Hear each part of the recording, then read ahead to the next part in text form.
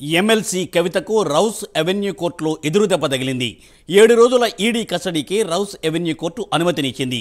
ఈ నెల 23వ తేదీ వరకు కవితను ఈడీ విచారించనుంది. ఢిల్లీ లిక్కర్ స్కామ్ కేసులో కవిత కీలకంగా ఉన్నారని, అందుకు తగిన ఆధారాలు తమ వద్ద ఉన్నాయని ఈడీ వాదించింది.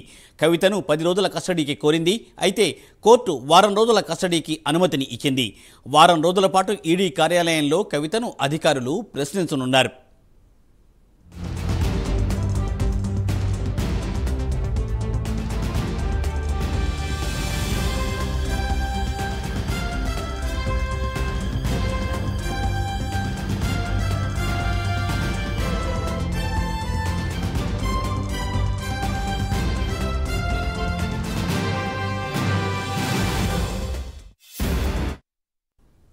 ఎమ్మెల్సీ కవితకు రౌస్ అవెన్యూ కోర్టులో ఎదురుదెబ్బ తగిలింది.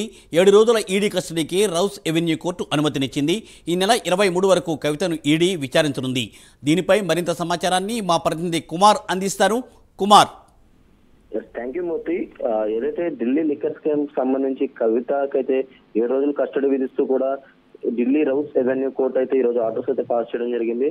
ఈ నెల 23 వరకు కూడా ఈడీ కస్టడీలోనే కవిత ఉండనుంది. అలాగే ఈడీ కార్యాలయంలో కూడా కవితనైతే ఈడీ అధికారులు అయితే విచారించినారు. మొత్తానికి ఏదైతే ప్రధాన సూత్రధారులో కవిత ఒకరంటూ కూడా ఈడీ అయితే పేర్కొనడంతో ప్రస్తుతం ఈ రౌస్ అవెన్యూ కోర్టు 7 రోజులు కస్టడీకి అయితే ఇచ్చారు. అలాగే ప్రస్తుతం ఈ 7 రోజులు కూడా ఈడీ అధికారులు పూర్తిగా కవితనైతే విచారించనున్నారు. ఏదైతే ఢిల్లీ లిక్కర్ స్కామ్ అంటే 2022కు సంబంధించి ఈ సౌత్ లాబీకి సంబంధించి మెయిన్ సూత్రధారిగా కూడా కవితనైతే పేర్కొనడంతో ప్రస్తుతం ఆమెనైతే విచారించుతున్నారు. నిన్న ఉదయం హైదరాబాద్ బంజారాహిల్స్ లో కవిత నివాసంలో సుమారు 10 మంది అధికారులు ఢిల్లీ నుంచి వచ్చి ఈడీ ఏదైతే కవిత ఇంట్లో శోధన అయితే నిర్వహించారు.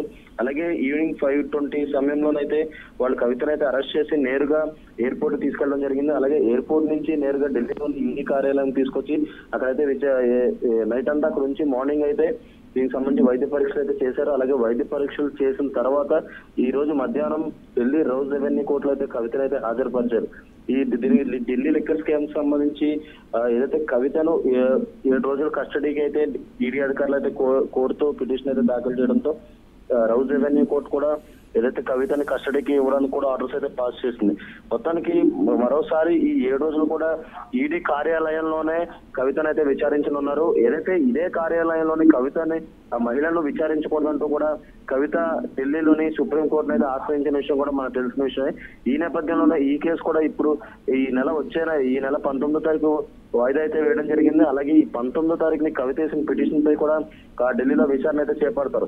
ప్రస్తుతం దీనికి సంబంధించి ఈ రోజు కస్టడీకి సంబంధించి 7 రోజులు ఇవ్వడంతో ప్రస్తుతం ఈడీ కార్యాలయంగా అయితే అధికారులు అయితే తీసుకెళ్లడం జరిగింది. ఈ 7 రోజులు కూడా ఈడీ అధికారులు ఢిల్లీ లిక్కర్ స్కామ్ అలాగే సౌత్ లాబీకి సంబంధించి పూర్తిగా విచారించమన్నారు Murthy. Thank you Kumar. Thanks for updates.